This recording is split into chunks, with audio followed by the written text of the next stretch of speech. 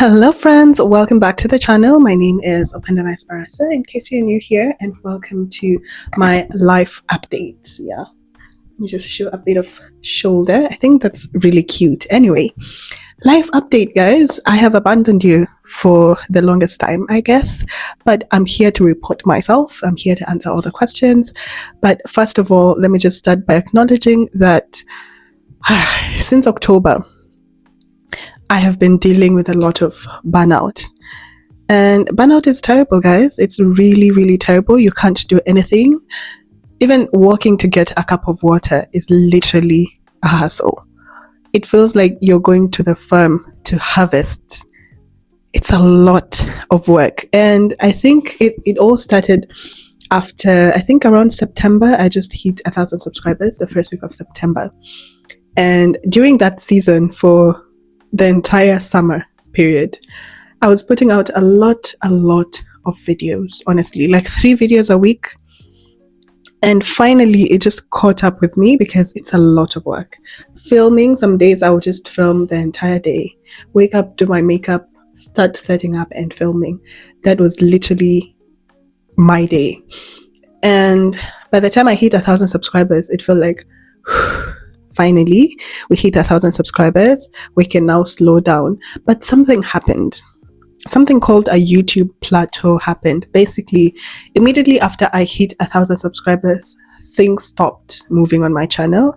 And basically, a plateau is when the algorithm stops pushing your content as much. Because remember, before I hit 1,000 subscribers, I was gaining like 50 subs a day. I'm not even joking. And on a good weekend, I would gain 70 to close to 100 subscribers, just 24 hours. So immediately I hit 1K. The next day, we went from getting like 50 a day to 0.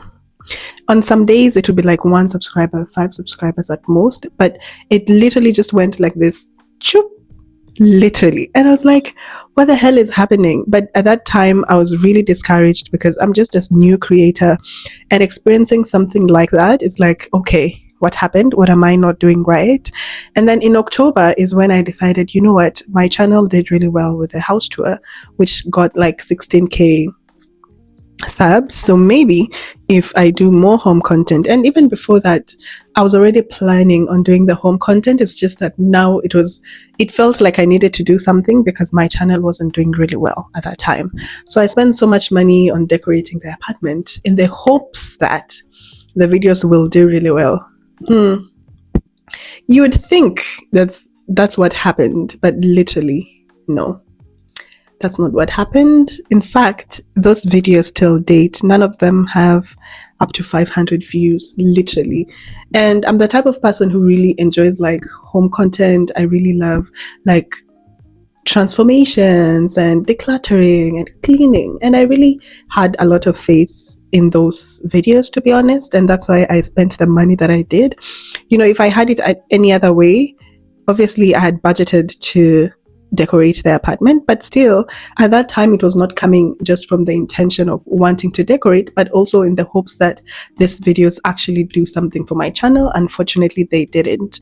And when that happened, it really demotivated me at some point because already I was dealing with a burnout which had started, I didn't even know. And then I was also dealing with the YouTube plateau, and now things are not moving. So you can imagine the burnout, the plateau, and now the videos that you had so much hope for, they end up flopping. So it was really, really difficult. And I also got to a point whereby the plateau did something good for me. Actually, it got me to start introspecting on the kind of content that I really wanted to put out. There was a quality that I'm still chasing. There's a type of storytelling that I'm still chasing.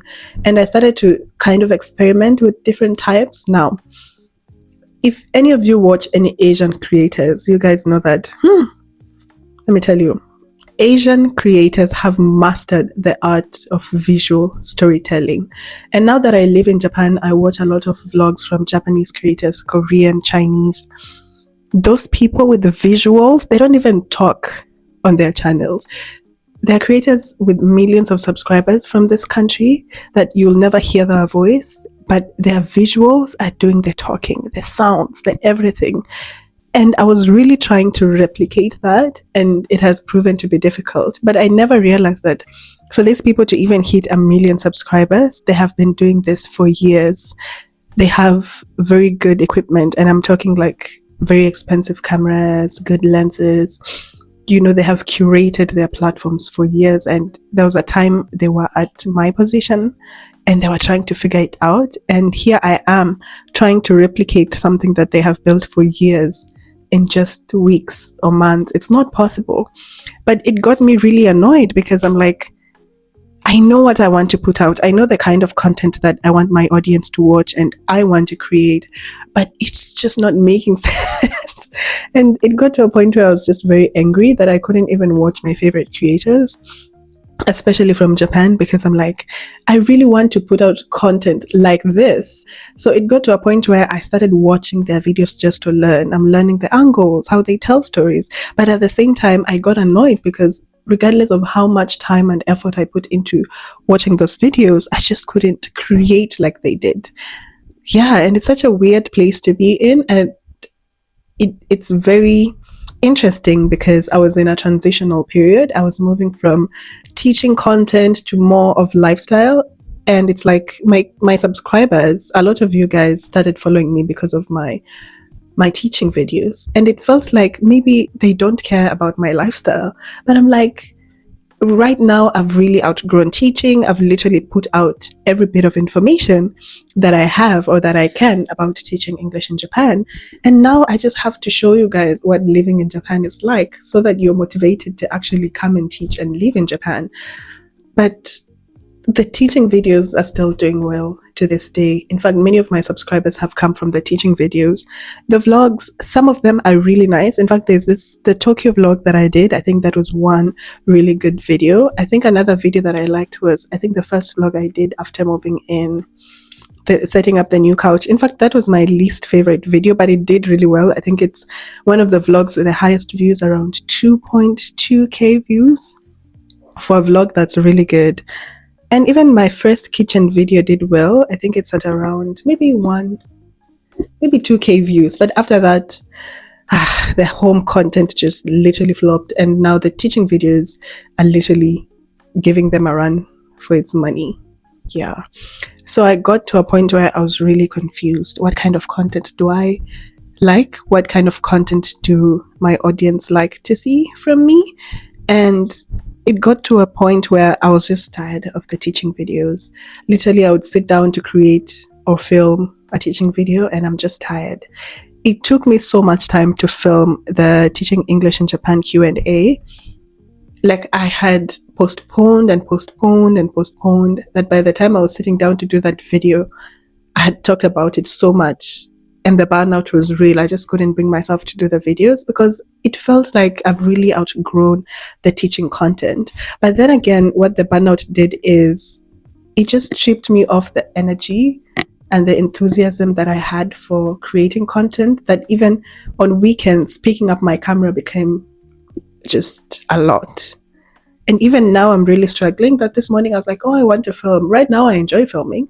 But in the morning I didn't know whether I'd be able to do this, to be quite honest with you guys. But here we are. So yeah, that's where we've been with the content. And I think I'm still trying to figure out for the new year, trying to make plans and see what kind of style would work for you guys. Because I think the Asian style is great, but my audience is not Asian. And I think I tried. If you guys watched the living room makeover, that was literally Japanese way of doing things. That like they rarely speak. They just show with the visuals. So I don't know. I mean, it's great. I think I also enjoy that, away from the pressure of always talking on the vlogs and everything. But I don't know.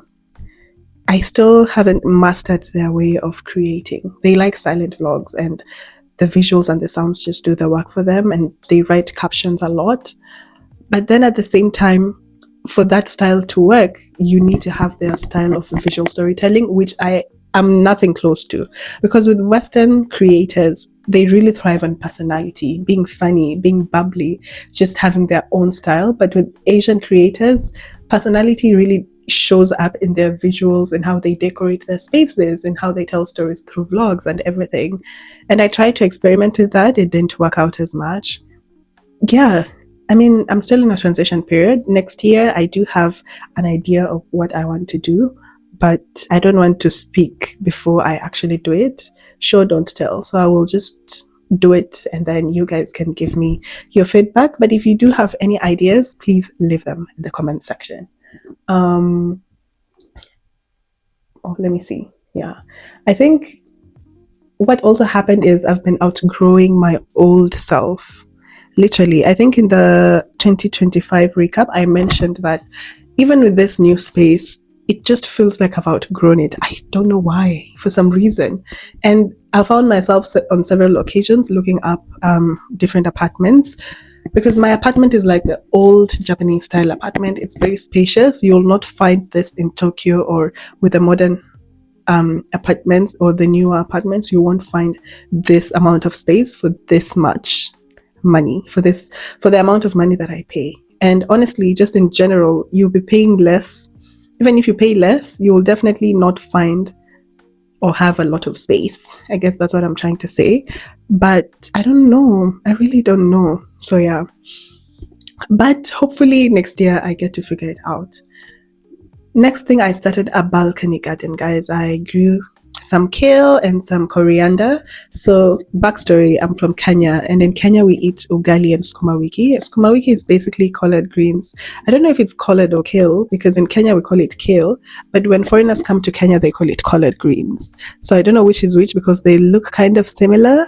And in Japan they don't eat kale or collard greens. I mean, they eat the baby kale, but it's very rare to see it. They do have Japanese mustard spinach. It's called komatsuna.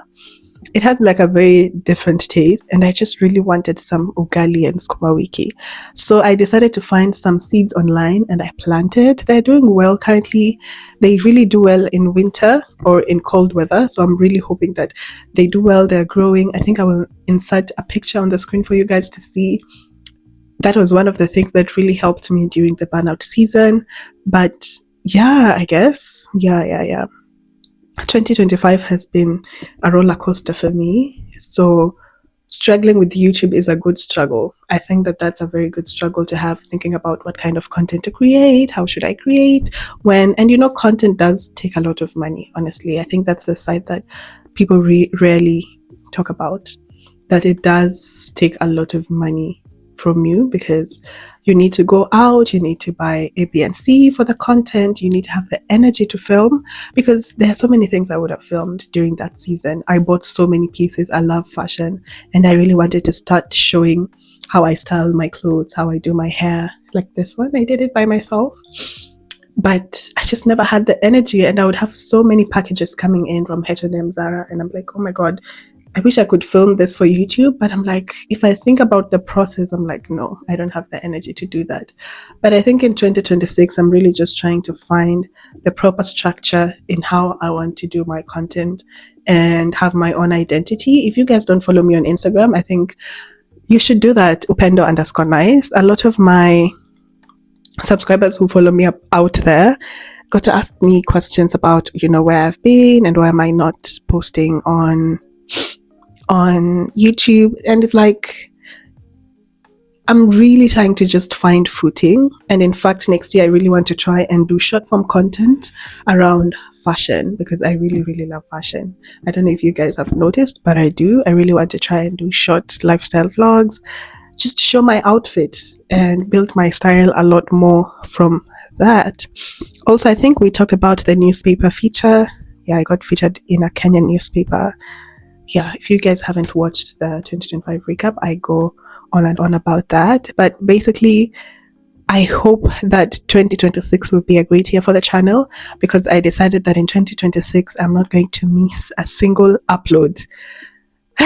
Fingers crossed, because that was my goal for this year. And I think in November, I only put up like 1 or 2 videos. Yeah, but that was the goal for this year, but I failed because of the burnout. But suddenly, I have the motivation and the intention to actually take YouTube seriously in 2026. So in case you guys do have any advice, anything you'd want to see from me, please leave it in the comment section. But my life update, I guess there's nothing much because almost everything that I would have talked about here has been talked about in the 2025 recap. So I hope to see you guys healthy and well and thriving next year. See you again here, same place, same time. Bye. Mwah.